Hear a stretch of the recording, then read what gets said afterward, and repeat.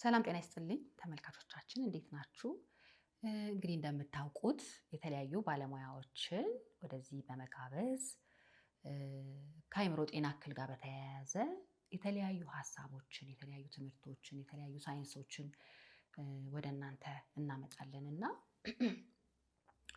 እንግዲህ ባለሙያዎች እንዳዩትና እንደነገሩኝ ከሆነ ከ50% በላይ የሚሆነው ተመልካቾቼ ሰብስክራይብ ሳታደርጉ ነው የምትመለከቱት እና እቺ ደግሞ እያንዳንዷ ሰብስክሪፕሽን ለኛ ይጠቅማል። እንዴት ነው የሚጠቅመው? ተደራሽነት ይኖረዋል። ምክንያቱም እኛ ይህን ሁሉ ነገር እዚህ ጋር ተቀምጠን ስናደርግ የኔ ጎል የኔ ታርጌት አንድ ሰው ይህንን ነገር ሰምቶ ህይወቱን ማስቀጠል እንዲችል ነው።